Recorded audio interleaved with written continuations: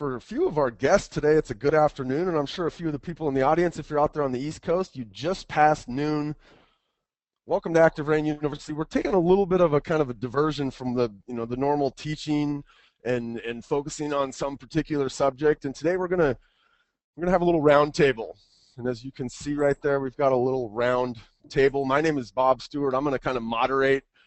You're not gonna learn anything from me today. You're gonna learn from a few of our guests. And so I went out and a couple weeks ago, I went and found some of the people on Active Rain that I know have been having success. And this success has been bred over a number of years. And as I introduce each of these folks, I'll let you know how long they've been around Active Rain, where they're from, all that fun stuff. And then we'll dive in, and I'm going to ask them some questions. We're going to talk about kind of, the things they've been doing with their blog and the successes and the challenges that they've had. And then we'll also open it up to you guys for questions. And so in order to be able to ask a question of our talented gathering of guests, you need to know where to ask that at. And so you have a GoToWebinar control panel somewhere on your desktop. I want you to find that right now. And what I'd like you to do in there is let me know that you're joining us and where you're joining us from. So I'm hosting from Seattle, and we got one of our guests in Los Altos and one in Briarcliff Manor in New York and Charlotte, and Eleanor, where's she at? Cary, North Carolina. So we've got the both coasts pretty well covered here. Where are you guys at? And again, I just have you check in there so that in a little bit, when you've got just a question kind of burning a hole in your fingers, you can type that in there. We'll circle back at the end and get some of your questions answered if they are kind of outside what we discuss over the next 40, 45 minutes. I don't know how long we're going to go. We're scheduled for an hour. We'll just talk until we run out of stuff to talk about, until you guys all leave us here. It looks like we got folks from everywhere. Brighton, Michigan. That's close to Ann Arbor, where I'm at some of the time. Let's see. Cool. All right. So again, I have you guys check in like that so that when you do have a question a little bit later, you can jump in, you can ask that question, and then Carrie, who's always standing behind the scenes, she'll pull up some of those questions at the end, and we can fire those questions. If your question is specific to somebody, and I'll introduce who those somebodies are here in just a second. If your question is specific to somebody, write it in the, when you ask the question, write it. So if you want to ask a question of our first guest, oops, we skipped her, Debbie, you would just type in Debbie, blah, blah, blah, blah, blah, right? And so we do have Debbie Maxwell joining us with Savvy and Company Real Estate in Charlotte, North Carolina. And that little date that you see on there is the day that Debbie, or the month, I guess, that Debbie joined Active Rain, November of 2007. Debbie, how are you today? I'm good. How are you, Bob? I'm good. Thank you for joining me. Well, it's an honor to be here, as always. I love sharing Active Rain stories with fellow members. Debbie's been, I think she's done the rain camp for us. She's, I think, did a panel maybe at one of our live rain camps. We definitely love her, and she's an awesome face around the rain. You guys probably recognize her. If you don't, Debbie, you need to be writing more blogs on Active Rain. I know, I do.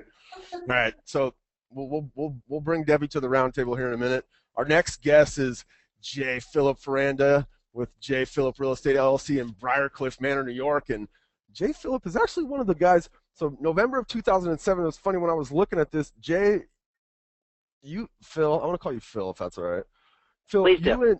You and Debbie joined Active Rain on the exact same day, November 20th, 2007. Now, Debbie wrote her first post a couple of days later. You took almost a year before you wrote your first post on Active Rain, so I might fire a question at you a little bit longer in terms of what was happening in those 9 or 10 months there in between. But how you doing today, Phil? I'm excellent, Bob. Thank you. Fantastic. Thank you for joining me, too. Phil did this on short notice for me. I lost one of our panelists who's out doing a showing today, and Phil was super kind to jump in. His mistake was adding me on Instant Messenger or Google Plus maybe, or something where I can just get him from my computer anytime he's on his. So that was your bad, Phil, but again, I appreciate you joining me, man. Our next guest is Bryan Robertson with the Sereno Group in Los Altos, California. So he's on my side of the country, and he, I guess I was mistaken when I said Phil was one of the only guys not to jump in right away. Bryan joined in May of 2009, so he's a couple of years behind some of the other folks as far as finding active rain. And then looks like he took 5 or 6 months before he jumped in and wrote his first blog post. Bryan, how are you today, my friend? I'm doing very well, Bob. Cool, cool. Glad to have you. I really appreciate you joining me. And then our last guest here that we're going to shove up to the table is Eleanor Thorne, who's with Steve Thorne NC Mortgage Experts out of Charlotte, North Carolina. I said Cary earlier, but I guess they're based out of Charlotte. She's just like Debe. She's a go-getter. She's tenacious. You'll notice the guys both, they kind of floundered around and they didn't really do their thing. The ladies jumped right in there. Eleanor joined in October of 2007, so she appears to be the senior member on the panel today, but she did jump right in and get started with her blogging. Eleanor, how are you? I'm great, thanks. Okay, so I brought Eleanor on, and it was really important for me to bring somebody on that wasn't a real estate agent. I would imagine, we've got 150 of you guys here. There's a few of you probably in the crowd that aren't real estate agents, and so I think it's really, she has a unique perspective to share with us today. That's, she's not an agent, so let's pull everybody up to the table here. We're all sitting around. I'm your dealer, and in honor of Throwback Thursday, you get my Halloween costume from like 1980, I think, right there. So again, I'm Bob Stewart. I'm going to lead this thing, and we've got our beautiful panel rounded around the table here. That's it. You don't get any other cool visuals today. We're just going to give you guys a bunch of great information. Okay, so the first question I want to ask, and I will throw this question out to Debe, is, okay, you started blogging in November of 2007, shortly after you joined Active Rain. I want to get a sense for how long was it, Debe, before you actually closed the deal as a result of your blog? Because I think as people get started, and real estate is like this in general, or at least from what I've seen, there's this kind of, if I'm going to put work into something, I want to see those results, right? So how long was it before you closed your first deal, Debe? Well, it was probably a year, but I'll have to be honest here. I was much like the guys, and I actually just visited Active Rain before I even signed up for about 6 months. I read people's blogs and stuff. I was just too nervous to write anything publicly, and it's just kind of funny now how we've all become so virtually social, and it seems like we can say anything now, but it was very nerve-wracking to start. But I think the reason that it took me so long to get my first one was because I was not writing what I really needed to write. So, but it's been coming strong ever since. So a whole year? Okay, let me ask you this then. I mean, when you're 6 months, you're 3 months in, you're 6 months in, you're 9 months in. I mean, you must have been, even though you said you weren't writing the right things, we'll talk about what the right things are in a little bit, but I mean, at some point, did you think this is just not going to work for me, or did you look around and see other people having success? Like, how did you sustain your efforts through an entire year of this thing not like turning around and having that kind of immediate payoff, which in the real estate industry is a commission check? Right. I saw the potential, and like you said, watched others being successful and just tried to mimic what they did with relation to my particular area. So, if Jay was having success in his area doing things, I would tweak it to what would be successful for me in my area. And I'm tenacious too, so I don't give up on anything. So that's probably what didn't get any type of frustration or anything. I just knew it would come to fruition, and it has. Phil, you're one of the most cerebral writers, in my opinion, on Active Rain. I think a lot of the stuff that you write is so thought-provoking. And so, I mean, you must have been one of those guys that, like, your first blog post generated 5 deals, and all of a sudden you're like the superstar agent around town. I mean, Yeah, I wish. did you have a similar experience to Debe, in that there was this long, I mean, to me, a year seems long, and to be able to sustain through a year of not seeing any results from a marketing kind of thing that you're undertaking? Was yours shorter? It was Longer longer. than that? It was longer. I lurked. I did register and lurk for about a year before I ever wrote anything. My first post was incredibly forgettable. And it was probably another year before I had a closing come out of it.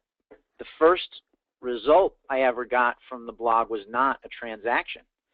The first result I got from the blog was that, fortunately I'm in the New York area. The news outlet, the network news, called me and they wanted to talk to a realtor that day at 5 p.m. So I got on ABC World News that afternoon, and it's funny, for probably my first year to 18 months, never even saw it as a lead generating mechanism. I just saw it like as a PR arm of my company. So I was more interested in using it as a, get found by the media, credibility tool, pre-listing package, recruiting tool. And I probably took a year and a half before we started getting emails and getting people registering on our IDX from it. It takes a while to percolate. You got to ferment a little while. Eleanor, so you're the mortgage side of things. Did you see a similar result? Did you see things a little bit sooner? Well, I'm a natural networker, and when I got on Active Rain, I immediately started trying to network with people across the country, and I picked up the phone and called them. So my first referral was in April of 2008, and I got that from Mike in Tucson. So as a loan officer, it's a little bit different for you then, right? I mean, you necessarily weren't in there.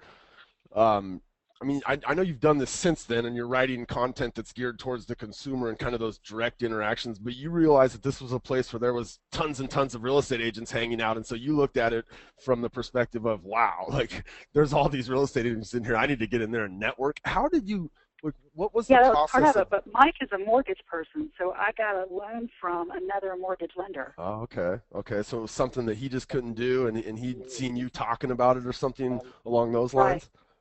Right. Okay. Bryan, was your experience any different, my friend?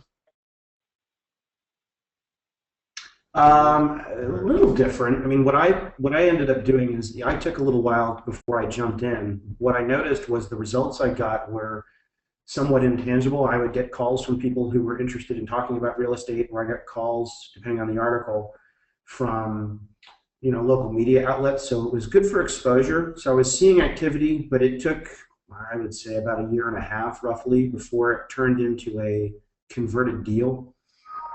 And that just improved as the quality of the writing improved. I think to Phil's point, my first article was terrible.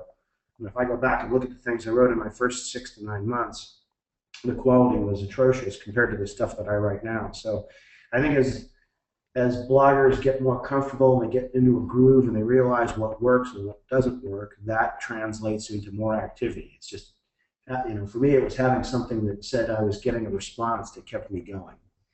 Okay, so Debe said it, Bryan said it. You guys are both talking about these types of posts, right? My writing got better, but there was Debe said it, I wasn't writing the right things. Debe, what is that thing? Like what should you be writing about, or what did you learn to write about over that year as you were kind of trying to figure this thing out? What types of posts did you ultimately decide, like, these are the kinds of posts I need to be writing?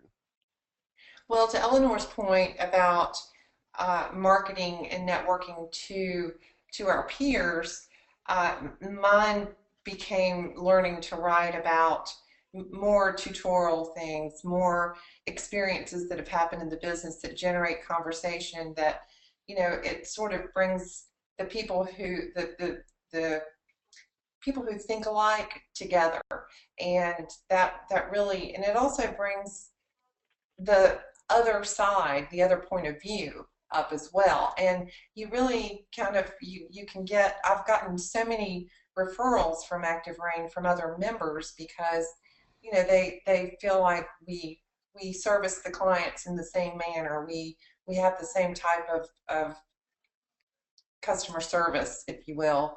And then also for the consumer, it's all about the localism. That is the bottom line. When people are looking for information about a neighborhood and you know those neighborhoods and you share that information, that's what did it. That's for me, for the consumer calls, that's exactly what did it. So it's the types of posts that we talk about in our SEO class, or like those you're writing something about a particular neighborhood in Charlotte or a particular condo complex in Charlotte. Is that right?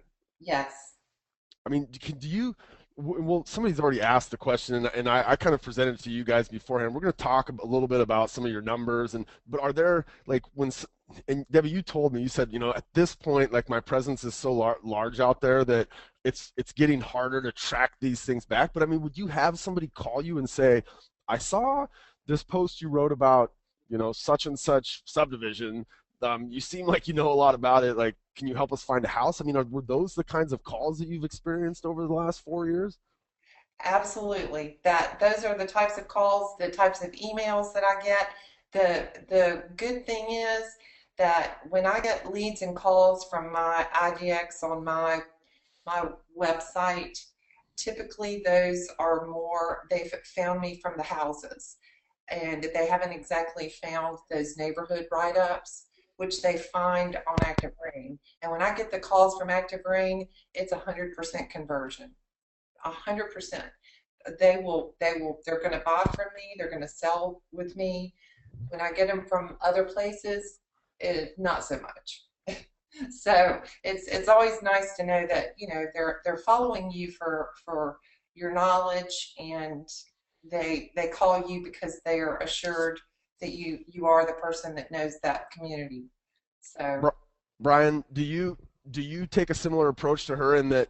And I think all three of you guys as real estate agents, you guys have a pretty balanced blogs in that, some of your stuff is definitely geared towards your peers, and like Debbie said, kind of getting interaction from your peers and establishing to them that you're somebody that people should refer their clients to if they're moving to Los Altos. So did you take a similar approach in that you were, focusing your blog on both your peers and consumers? Absolutely. Because what I've noticed is that there's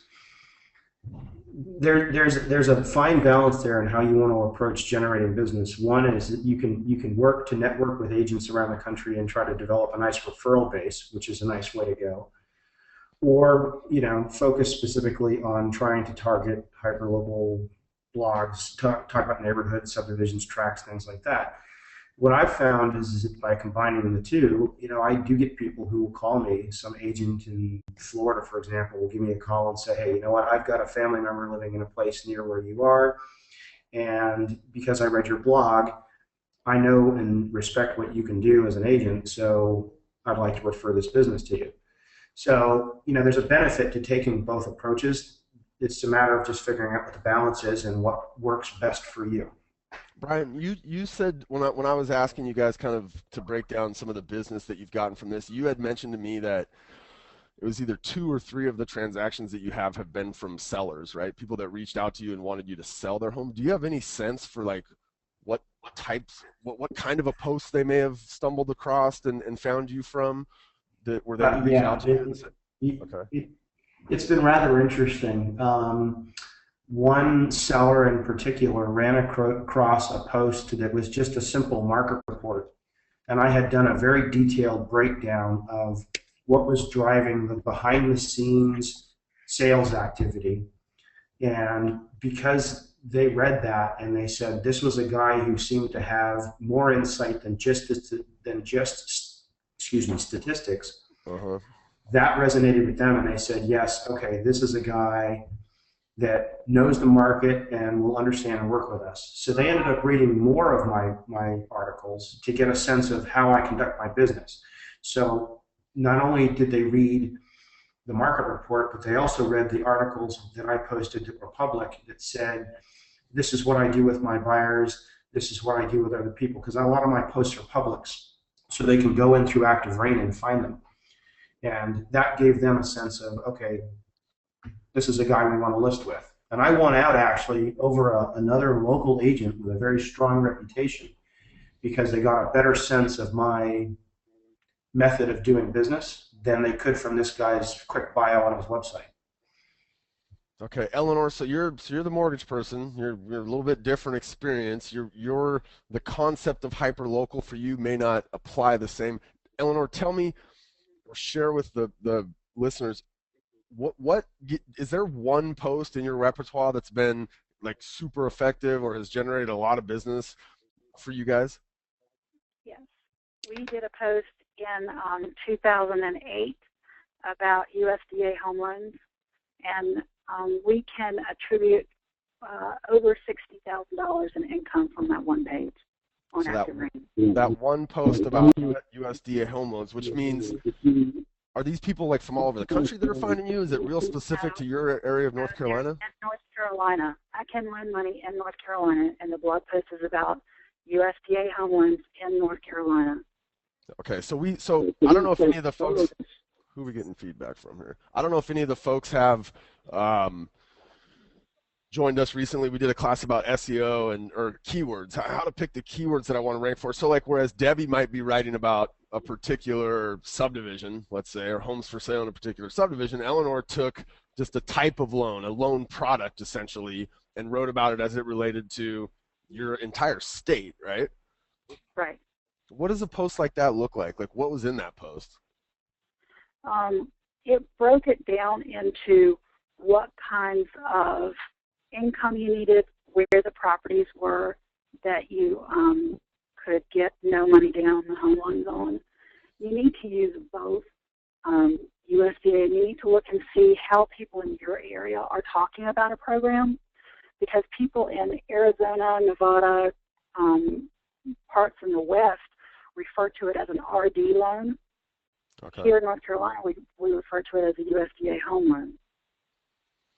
So you were real comfortable. What people in that area are calling the program. Okay, so you realized there was was this a new program at this point? No.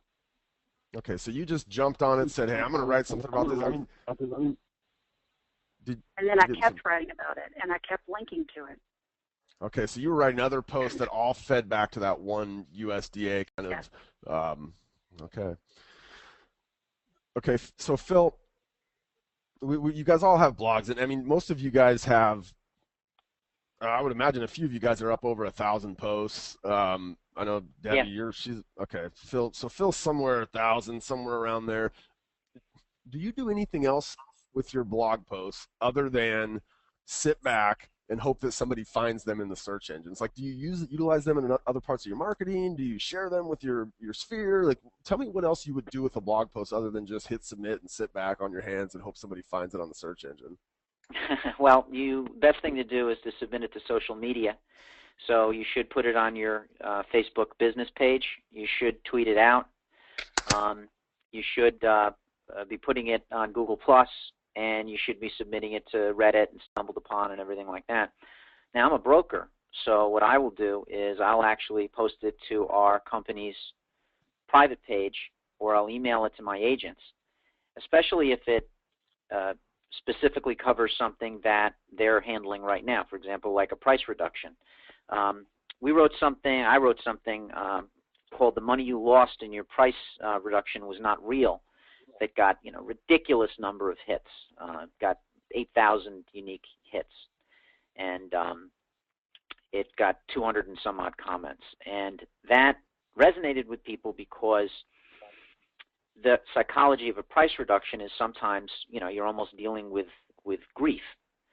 So this is the sort of thing that my agents used to do something other than just robotically saying you need to reduce your price.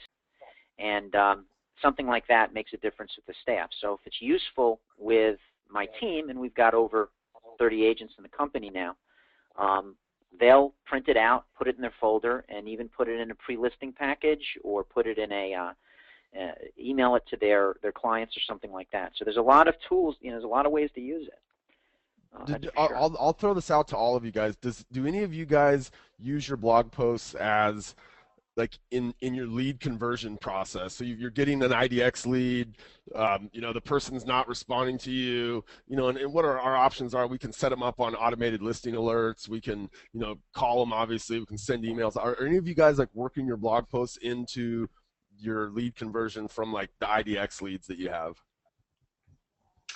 Yes, I'll tell you that right now. Where we get an online inquiry, we'll have the email that goes out to the people, just like Eleanor suggests. Put it in your email signature. Have a link to that, because people are going to, if you're a stranger to someone, the first thing they're going to ask is, who are you? So they'll Google you, but if there's a link in your email signature, then there it is. It's a pre-listing package. It is a resume, and that helps the conversion percentage for us. So for me, I kind of look at Active Rain, or if I was an agent sitting here, one of you guys looking at Active Rain, I realize, and you guys have all kind of hit on this, there's this side that's, an ability to kind of reach out to a consumer, create content that they may find valuable. There's also this entirely other side, which, you guys have kind of classified as networking, or somebody might have even said like learning. Debbie said she just read for 6 months and was learning stuff early on. I'll give this one to Bryan. Bryan, give me one example of something that you have learned from someone else on Active Rain that something you've incorporated into your business. Well, geez, Bob, that's easy. I learned something from you. So, interestingly enough, that wasn't a setup, I swear. No, it was not a setup. But no, actually, I've learned a lot of things from a lot of different people.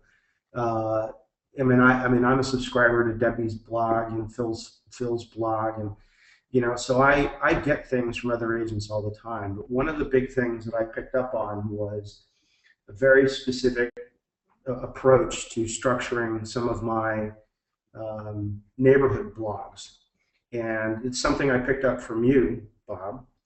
And once I started mixing, this combination of local information combined with an IDX feed, and then blogging about a very targeted neighborhood in this particular method, I wrote a blog that ended up just translating into, I think I wrote it about 3 months ago, after listening to something you had done, and it translated into a listing already.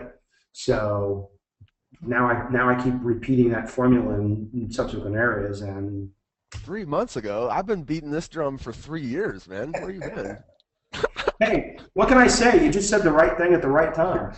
You know what? If I say it enough, finally, it'll get through eventually. So good. I mean, those are the types of posts, those very specific neighborhood subdivision types of posts. I mean, those are the types of posts that people end up having success with if they can condition themselves to say, look, I wrote 10 of these, like my door's not getting beat down. I realize if I write, it might be 50 more of them, but like Phil and Debbie both said, you get that collaborative effort of all of your posts out there on the internet, and they start to pay dividends eventually. I think that's a good point to just reinforce. And John Solsky, one of the listeners, said, make sure everybody understands that this is not something that overnight you're going to like write your first blog post and turn around and you're going to have 1 million visitors and 100 clients, right? I mean, it's definitely a process. Okay, so Eleanor, I'll ask you this as the mortgage broker, or just even as the blogger. If you, 4 years later, 5 years later, looking back, if today you could get a hold of 5 years ago you and say, hey, do this, or here's one thing I want you to know about your blog, what would that be? I would probably write a better profile. Okay. I refer so many people to Jeff Dowler's profile for them to look at it, because it really tells the story about what you should be writing about. And I think that's another thing about what you do with your blog post. When you write a really good blog post, it's got a lot of information, and that's something that you want people to be found from, then you ought to link to it from your Zillow profile, from your Active Rain profile, from your Facebook. I mean, you should be linking to that piece of information. I think it should be like your Wikipedia about that particular topic or that particular neighborhood, where you're updating it all the time. And So I think that's I probably would have written a better profile, so I would have known the story that I was trying to write earlier. Debbie, what's your one piece of advice where you say, Debbie, 2007 I'm Debbie, sorry. let me tell you this. I'm sorry. The one piece of advice for what to write, I agree with Eleanor. Definitely, a profile is important. But the as far as your posts that you've written in the past about neighborhoods, and I know a new blogger doesn't have this problem yet, but you do need to go back and tweak some of those. Like, for instance, if you wrote about a community, a new home community, then you can easily, that somebody will find that post 4 years later and it's no longer a new community, and it doesn't make you, it doesn't help your credibility because it hasn't been updated. So do you go back and update your content? I do. You do. Well, how do you manage that? It's time consuming. I bet. You know, one of the things that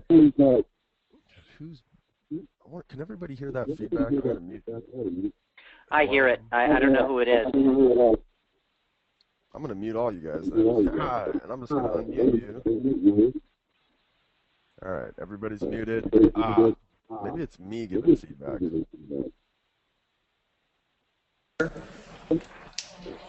Feedback? Yep, we got it. Let me mute me real quick. Feedback.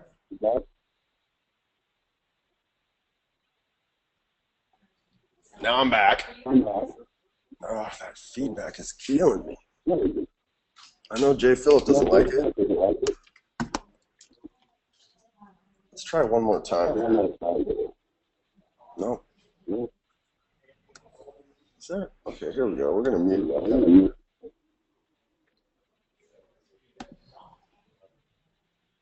I've lost control. Carrie, are you still hanging out with us? I need you to come back and... Oh, this is... The wheels are falling off. I can hear it. I don't know where is it coming from. I feel like there's a phone call or something. Now I've totally lost control of Joe's webinar as well.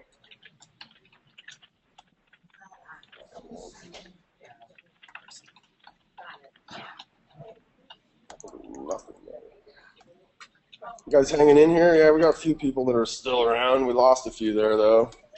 Oh, my goodness. Carrie, can you unmute those guys? Yeah.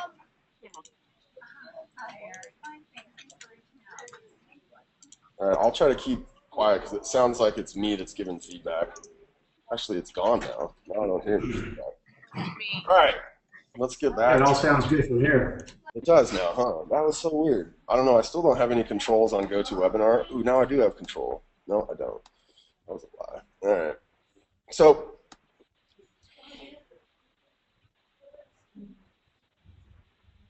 Debbie, what do you think has been the most important side effect of blogging for you? So your business is improved, I believe, and we'll talk again. I've got a bunch of questions I see up here. Tell me how much business is this bringing? How much business is bringing? Give me another side effect of blogging that's been the most important for you. The friends you've made, has it been the things you've learned, has it been the exposure you've gotten in the media, like Phil because he's so good looking? Like, what is it what's been that one side effect? And I'm sure there's been many, but what's been the one kind of most important for you?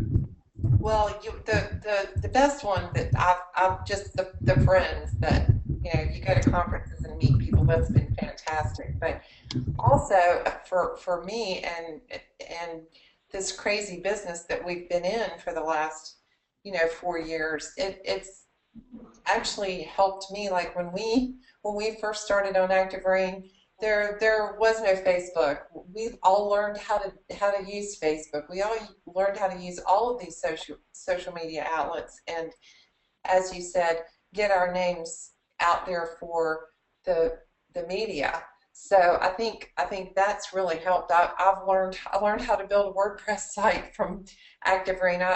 There's so many people that have so much knowledge that they're willing to share, and they share it you know, very freely, and I just feel like we've learned how to change our businesses because of this. It's totally changed my business. So Eleanor, you said you shared this earlier. You said that one post has generated about $60,000 in commissions for you guys. Do you have a sense? Like, let's look at maybe 2011. Do you have any sense for like what kind of business your blog brought you in 2011? Well, I know that we looked at how many loans we have closing for the month of November yesterday. Okay. And the month of November, we have 17 loans closing, and of those, 80% came from the internet. So do you guys, is that, I mean, is Active Rain or your blog, is that the kind of the central focus of your internet presence? Are you doing like Google pay-per-click that attributes to that as well, or? It's all organic. It's all organic, so it's all content that you've written.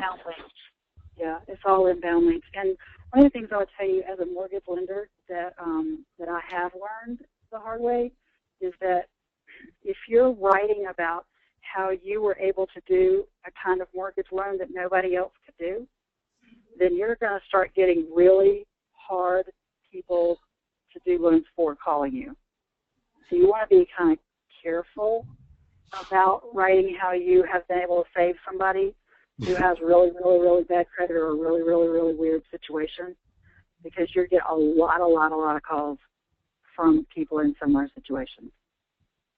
Okay, so if you hear that, everybody, if there's a certain type of client that you would wish not to work with, don't write about doing a good job for that type of client.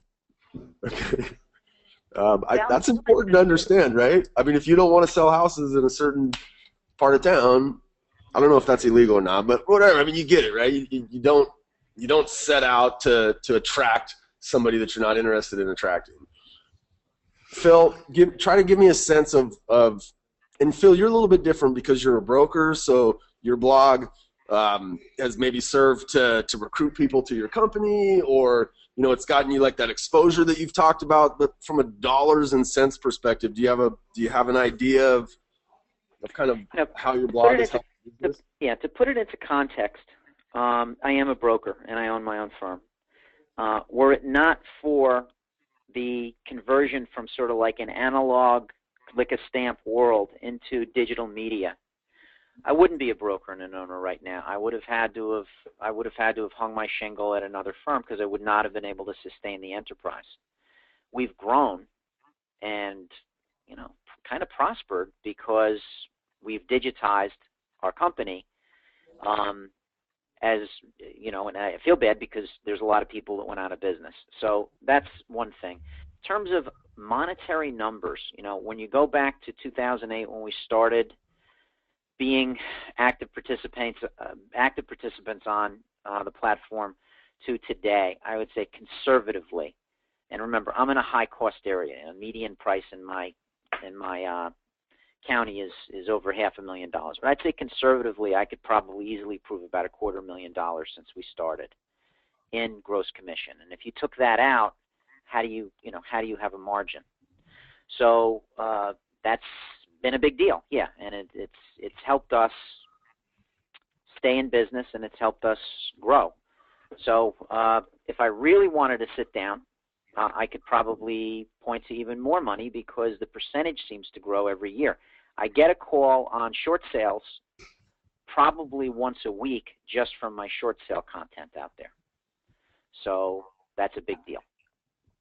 Phil, have you ever, like, you say your short sale content out there, like, is this something where, like, you made a cognizant effort to say, I'm going to write about short sales, or is it just each day you kind of wake up and you say, today my fancy's been stricken by short sales, and that's what I'm going to write about? Like, was it a concerted effort, or has it just been kind of, you just write whatever the heck you feel like writing about? All right, so this speaks to the think tank quality that you asked about. What have we learned here? One of the things I learned early on was that there's value in working a niche, all right? No one in my local market would tell me. None of your competitors in your local market are going to give you the secret sauce. But when you go into a think tank environment where people in another market have nothing to lose and everything to gain by sharing their knowledge, working a niche is one of the things I learned. And yeah, short sales seemed to be the way to go. I didn't want to go to the dark side and do bank owned. At least that was my perception. You know, no disrespect to the people that do REOs, but I wanted to do more short sales. So I started putting out more content on short sales. And it wasn't a whim, it was a plan. So we planned it. We wrote about short sales. We tagged them. I started a short sale blog just geared towards short sales. And that's how we worked that niche. Would not have happened if I was just sailing along in the analog world. Okay, so Debbie, would you like to share? And I presented this question to you guys before, because I think one of the things real estate agents are, you're a little bit hesitant to say, I made $5 million, or I'm the biggest producer. And you know, some people will do that, but a lot of agents are kind of, they keep their, you know, what they earn close to the vest. And in your scenario, Debbie said, well, I'm willing to share. The hard part is becoming that I've got so much content out there, it's getting harder to track this stuff back to exactly the source of it. Can you give a sense to some of the people listening, like what kind of business is your blog generating for you personally or for your company? Well, I too am a broker and an owner, and I think part of the complexities of actually figuring out where the source of the income has become more difficult in the last, I'd say, year and a half, because I used to get calls from people all the time and say, well, I found you on Acid Rain. I know everybody's heard that story before, but it's true. And the good thing was you could totally pinpoint where these people were coming from. Now it's a little bit different, because if you link your Active Rain blog to, as Phil said, to your emails that are going out to your leads, if you link your WordPress site to your Active Rain blog, you know, you write on Trulia, you link it to Active Rain or your WordPress, you kind of, they can't remember where they first found you, so they can tell you where they wound up or what they're looking at the moment, but it's very difficult to tell. But I can tell you that a good chunk of my business does come from the from Active Rain and all of the little tentacles that have come from that. Somebody give me, who has the most ridiculous story of somebody contacting you because of your blog? Anybody? Does anybody have just a story where you're like, I can't believe I just took that phone call from that person? Oh God! Actually, I'll give you an interesting one. It's a blog. So I wrote a blog about 3.5 months ago. It has turned out to actually be pretty good because it's generated a listing, and this is where this ridiculous call comes from. I wrote a blog about Rinconada Hills in Los Gatos, which is a subdivision that's wholly unique in Northern California, and I wrote that right around the time I was working on another transaction with a buyer who ended up buying it there. Well, not long after this thing got put up, I get a call from a guy who spends an hour on the phone with me describing everything from real estate in Israel to his entire life history. And in the course of all of this, you know, brings up the fact that he's read my blog and he thinks it was great that I happen to know his neighborhood so well. So he starts to drill me. And this guy turns out to be, let's just say, the people at the HOA want him to move. The fellow agents that I know in the area who he's called in the past want him to move. He's one of these guys who's just kind of a nut. So the interesting thing is that every time I get on the phone with this guy, I thought that first call was a fluke. You know, you spend an hour on the phone talking to somebody. Oh no. Every time I'm on the phone with this guy, it's a 45-minute or hour-long phone call on some meandering conversation. And yet, it's worth it because the value of this place is about $900,000, and it'll be a halfway decent commission once we get it sold. So, weird, but worth it. I'm weird, but worth it. That's better than weird and not worth it at all, right? This is Hey, true. Bob, this is Eleanor. I don't know if this is weird or not, but we get probably 2 or 3 calls a week from somebody who just calls us and says, hey, I was thinking about adding my sister to the loan. Don't you think that would work? They never even tell you their name. They just feel like they know you, and they just call and start talking to you like mid-conversation. They don't even introduce themselves to you. I've had the same thing. Eleanor, I had that happen. I had somebody call me about a pumpkin patch that I blogged about a year ago, and they wanted to know if they could bring 30 kids and stop by and see the pumpkins. And I'm like, what are you talking about? It took me about 2 minutes just to get them to figure it out. Yep, I think that's the coolest part.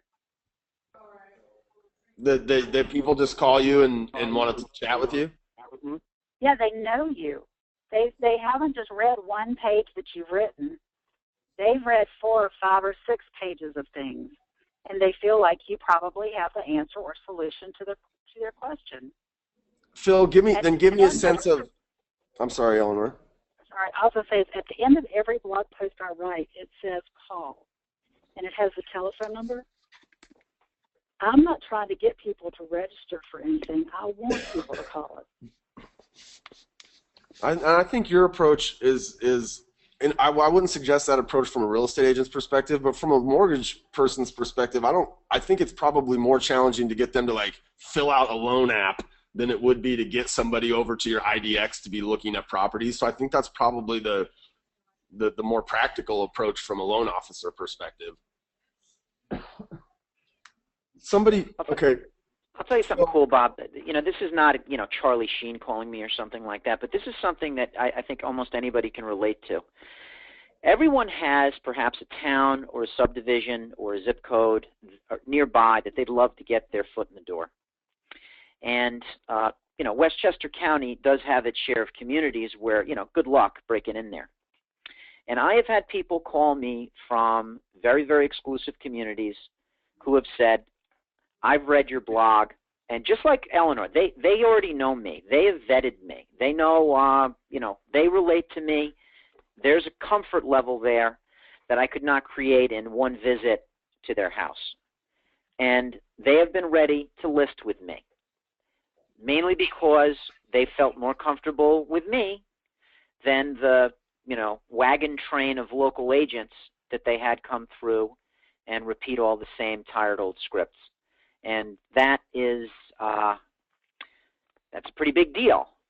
That's gotten us into some real nice communities. And of course, it is pretty cool to shift gears just a bit when someone from the media does call and says they found me because they searched some, really long tail term, and, they want to talk to me, and then I get to be in the media again. So those are 2 cool things that, wouldn't happen otherwise just by knocking on doors.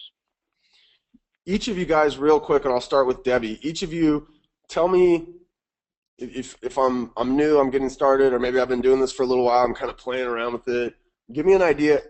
How many blog posts a week would you suggest that somebody who really wants to take advantage of blogging and incorporate it into their business, how many blog posts a week should they write? And then after you guys all give me an answer for that, I'm going to have Carrie come on and we'll take some questions from the people that are listening.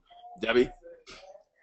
I always tell people to be consistent, which I'm not doing a very good job at right now because I'm really busy, so it's a little bit difficult to be consistent. But I think if you're just getting started blogging and you have a lot of information that you're willing to share with the consumer, I would write 1 a day for sure.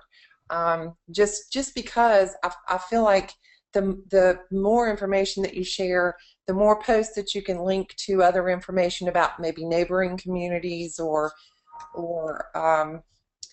the community itself, things that are going on within that community. I think that really helps you, first of all, be found in the search engines, but it also gives you, again, more credibility. So I would write 1 a day and make them good. If you can only write 1 every 2 days, then as long as they're good, they're packed full of great information for the consumer, that's what you want. If you can only knock 1 of those out a week, then just do it right, and you know, it's worth the wait to read once a week, I guess, you know. Eleanor, how often would you suggest? I would say I tell people that it takes, in my opinion, 20 or 25 pages about one topic before you're really going to get to be seen on that topic. So you need to have 20 or 25 pages. I wouldn't say about real estate in Charlotte, but I would say 20 or 25 pages about a general area, whether it be North Charlotte or whether it be South Charlotte or whatever it is, and then that neighborhood, and then jobs and employers and things to do and daycares and all that kind of stuff. So I think once a day, but you want to keep it focused on a topic where you want to be found, and you're not going to be found under homes in Phoenix if that's where you're first starting. So when you did the USDA stuff, it was kind of an anchor post, USDA, the overview, and then your other posts became stuff like what, like USDA getting approved for USDA loan. I mean, there was a whole it was series. what income limits, what credit, what other no money down programs are available. Student loans, how student loans are viewed by USDA. What happens if you have a swimming pool in your backyard because USDA doesn't like swimming pools? I mean, it just talks environmental impact studies in USDA, home inspections in USDA. It's all the different things that might come up with that program. Bryan, how often would you suggest somebody be blogging? It's a good question. Starting out, it's hard. I mean, I've given classes locally to try to get people off the ground, and I see them struggle just trying to get out one a week. I think it depends on the person, quite honestly. I know people who like to write, and they're happy to try to write one a day. I think they struggle with that. So I always kind of give them the guidance that if you can write every other day, and as Debbie pointed out, make it a habit. Just tell yourself that every other day you're going to write. Focus on quality, which is key. Don't just write something to put it out there. Be focused and follow a series. Plan it out. In other words, if you're going to write, do a series of articles on a particular neighborhood. You know, and structure them accordingly. But you know, do that, and then just get into the habit. Once it becomes a habit, I think people get into a rhythm. And that's the hardest thing with a lot of bloggers is if they try to do too much too soon. I think if they just try to take it easy and do what works best for them, but stay steady on it, they'll do fine. Phil, I'm going to ask you a different question, then we're going to take some from the audience. Where does your inspiration come from? Joe Ferrara. Okay. Probably that. The daily rewards kind of inspire me, but when I was in Active Rain for about a year, I ran into Joe Ferrara by accident, and we knew one another a little bit from a once a month networking group that we were both in, and he paid me a compliment, and he told me to be myself, don't follow the rules, and he said I was funny. And at that point, it sort of tailed off, and I was pretty consistent after that for years. And I guess there's one other inspiration I have that gets me out of bed in the morning. It's my kids. Sure. All right. Carrie, because I don't have any controls on GoToWebinar anymore, I'm going to have you come back on and ask these guys a couple of questions that came from some of the people that are listening. Hi guys, good questions coming in from everybody, and thank you guys so much for being here today. Let's see. What tip do you feel moved you from being a decent blogger to a great blogger? Debbie, take that one. Oh gosh, I don't think I'm a great blogger. You are. I think just reading other people's blogs. That just helped me see what I needed to put out there for both agents and the consumers. That's it. I write like a girl, so I don't do. I'm not as physical as Phil for sure.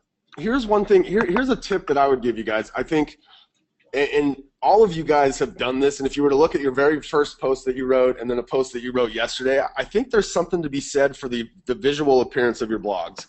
And we tend to see on Active Rain that once somebody's gotten to the point where it's really important for them to make their blog visually appealing, because remember, that's going to be that consumer lands on that post, that the first 2 or 3 seconds they're going to decide whether they want to consume it or not. And all of you guys have gotten to the point where your blog posts are visually very appealing, and I think the same piece of content in a visually appealing format is going to make you appear to be, you know, there's a more professional presentation than a blog post without it. So you guys all use like different size fonts, and you've gotten your blog to a place where visually it's very, very appealing. Bryan, why do you take that extra time to make it so visually appealing? Because the visuals are necessary to keep people engaged. If all they see is just, you know, chunky blocky text and you haven't taken the time to format things properly, or you don't have any visuals to support what you're saying, then most people, just like the rest of us, if they're looking at online news or anything else, if it doesn't stand out, you automatically disregard the quality. I mean, most people read the first couple of sentences, and if you don't grab them and put a graphic out there, you're not going to keep them on board. So it's almost necessary just to keep people reading. Carrie? Some of the people are asking about protocol on replying to comments. How do you guys handle that if in a normal situation, and also if you see negative comments? Phil? I suck at replying to comments. I really do. It's very difficult to write something and then get back 10 hours later and see that there's 40 comments. So I know that it's better to be engaged, and I would encourage people to comment back when they can. If I comment on a blog, I know that I get a warm fuzzy when the author responds to my comment. So engagement, err on the side of engagement. Eleanor, I don't think. Oh, sorry, go ahead. Sorry about it. I don't think you should hold it against the blogger, though, if they don't respond. I take it from me, they may have to put the kids to bed. Eleanor, you ever had a negative comment on your blog? How would you respond to that? I have had negative comments on my blog, and I just responded back very simply. These are the facts that are ruling the situation in my state, and perhaps in your area there are different rules. So you agree to disagree? Yes. Bryan, I think you that's ever one have of anybody the. jump on your blog and be a jerk? Yeah, I have. Eleanor, do you have something else to add? I mean, I used to specifically get people into very stimulating discussions. And what I learned very quickly is that I think people get real passionate about their positions on things. And, you know, in the spirit of trying to build good relationships, the agree to disagree path is, for me, the best way to go. It doesn't always work, but, you know, I'd rather let somebody put their opinion out there and let it go than turn it into a battle, because that's going to work against me. All right, here's the deal. We're at the top of the hour, and there's still a bunch of questions in here, but here's what I'm going to do. If you guys want to have these guys answer a question specific to somebody, or maybe if you just have a general question, go to our Facebook page, facebook.com/ActiveRain. Leave the question on our Facebook page, and I will monitor that. If I can answer it, I'll throw an answer out there. If I think that one of these folks would be able to answer it better for you, I'll ping them at some point today, and hopefully, because these guys are actually practicing real estate agents and a loan officer who have real business waiting for them, and they took an hour out of their day to share a little bit with us. So we'll try to get them to come back and answer any questions that may have been left unanswered here. All of you guys, man, I really appreciate it. Eleanor, Bryan, Phil, Debbie, you guys, thank you so much for coming on and sharing a little bit. And just, wow, I can't say enough thank yous. Thank you. Thank you, Bob. You're welcome. See you on Facebook. Okay, guys. Thanks, everybody. Have a fantastic rest of your week here. Great weekend. Go Seahawks. You should be watching the Seahawks game tonight, not the Yankees. Who cares about them? They're probably already losing, right, Carrie? Oh, my God.